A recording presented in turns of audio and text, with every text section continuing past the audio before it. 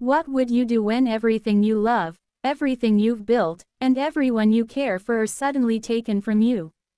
When you've done everything right, lived uprightly, feared God, avoided evil, yet suffering still finds you.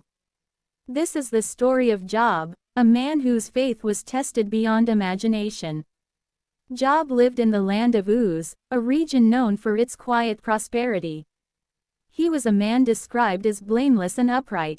He feared God and turned away from evil.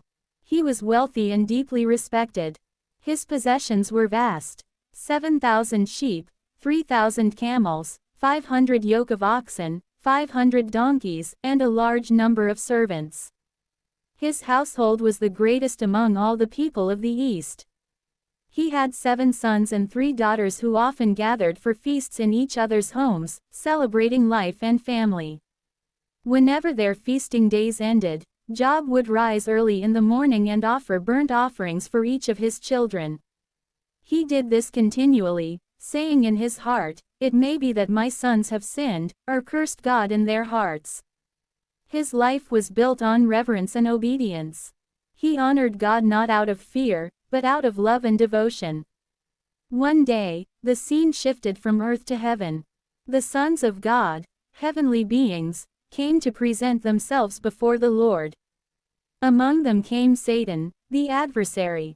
The Lord asked him where he had come from, and Satan replied that he had been roaming throughout the earth. Then the Lord said, "Have you considered my servant Job?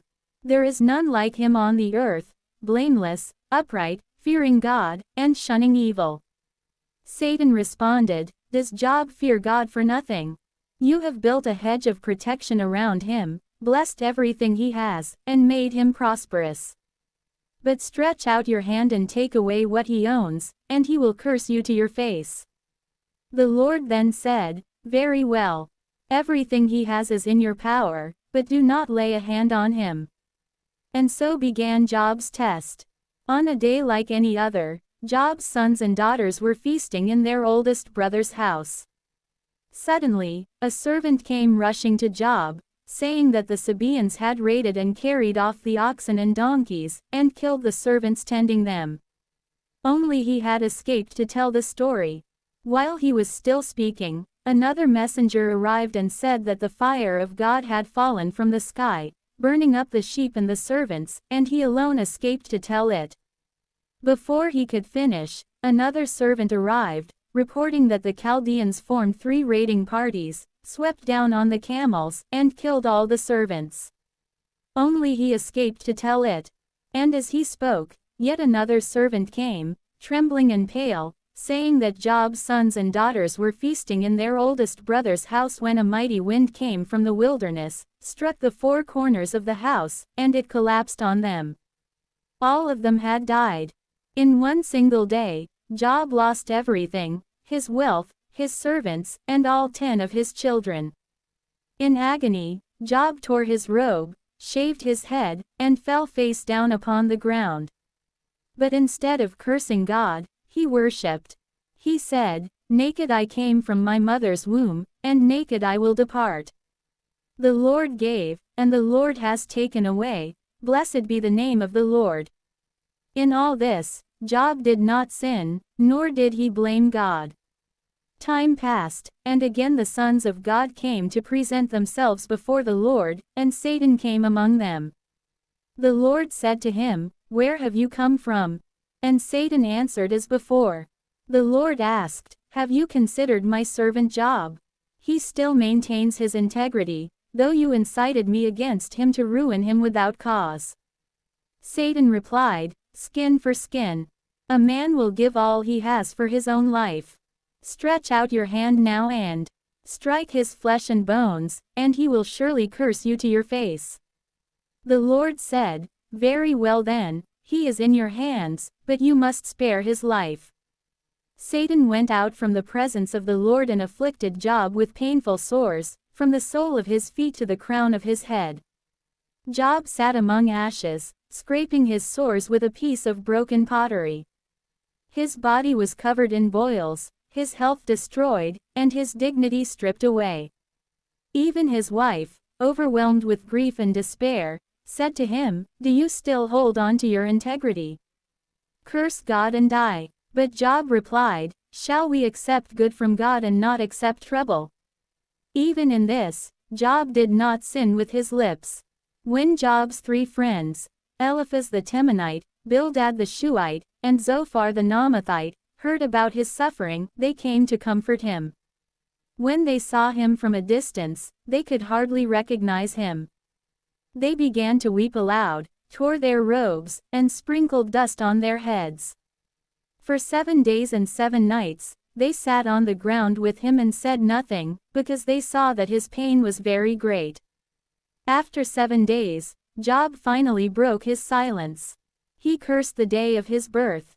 He said, "Let the day perish on which I was born." He wished that night had never come into existence. He asked why life was given to those in misery and why those who long for death must still live. His pain overflowed in words that cut deep into the air, not words of rebellion, but of raw, human anguish. Then Eliphaz spoke. He told Job that the innocent do not perish, that trouble does not come from nowhere. He suggested that Job's suffering must have been caused by some hidden wrongdoing. Bildad followed, insisting that God is just and that if Job were truly pure, God would restore him. Zophar was harsher still, accusing Job of secret sin and urging him to repent. But Job defended himself. He insisted on his innocence. He said he had done nothing evil to deserve this pain. He reminded them of his righteousness, how he had helped the poor, cared for the widows, and lived uprightly. He cried out for understanding, longing to hear from God himself. His friends' words wounded him more deeply than his sores. They spoke as though God were cruel, as though all suffering must be punishment. But Job knew otherwise. He believed there must be a mystery, something beyond what man could see. Yet he still cried out in confusion, "Why do the wicked live and prosper while the righteous suffer?" His speeches grew long and heavy. He argued, mourned, and questioned. He spoke of his loneliness, of how even his servants turned away, how children mocked him in the streets. His reputation was gone, and he felt forgotten by God and man alike. Then a younger man named Elihu, who had been silent all along, spoke up. He was angry at Job for justifying himself rather than God, and angry at Job's friends for condemning him without proof. Elihu said that God speaks in many ways, through dreams, through pain, through discipline, to turn man away from pride. He declared that suffering can refine, not just punish, and that the Almighty's justice cannot be measured by human reason. When Elihu finished, a whirlwind arose. Out of the storm, the Lord himself answered Job. The Lord spoke not with explanation, but with questions that revealed the vastness of divine wisdom. He said, "Who is this that darkens counsel by words without knowledge? Where were you when I laid the foundations of the earth? Who shut up the sea behind doors when it burst forth? Have you ever given orders to the morning, or shown the dawn its place? Have you entered the storehouses of the snow, or seen the gates of death? Do you give the horse its strength, or clothe its neck with thunder? Does the hawk take flight by your wisdom? Does the eagle mount up at your command?" God displayed his power over creation, the sea, the constellations, the wild animals, and the unseen forces of the world. He described Behemoth, a creature of immense strength, and Leviathan, a beast no man could tame. Through all this, he showed Job that his wisdom governs everything, even the things man cannot comprehend. When the Lord finished speaking, Job was humbled to the dust. He said, "I know that you can do all things, no purpose of yours can be thwarted. I spoke of things I did not understand, things too wonderful for me to know. My ears had heard of you, but now my eyes have seen you. Therefore, I repent in dust and ashes." Then the Lord turned his attention to Job's three friends. He was angry with them, for they had not spoken what was right about him as Job had. He told them to offer burnt sacrifices for themselves and said that Job would pray for them. They obeyed, and Job prayed for them. When Job prayed for his friends, the Lord restored his fortunes. In fact, the Lord gave him twice as much as he had before. All his brothers, sisters, and former acquaintances came and ate with him in his house. They comforted him and gave him gifts of silver and gold. The Lord blessed the latter part of Job's life more than the beginning. He had 14,000 sheep, 6,000 camels, 1,000 yoke of oxen, and 1,000 donkeys. He also had 7 sons and 3 daughters once again. The daughters were named Jemimah, Keziah, and Karen Hapach, and they were said to be the most beautiful women in all the land. Their father granted them an inheritance along with their brothers, something rare in those days. After this, Job lived 140 more years. He saw his children and their children to the 4th generation. And finally, he died, old and full of days. The story of Job is not one of tragedy, but of trust. It shows that even in silence, God is not absent. That faith is not measured by what we receive, but by what we hold on to when all is lost. Job's story is a reminder that though pain may come, restoration is never beyond the reach of God.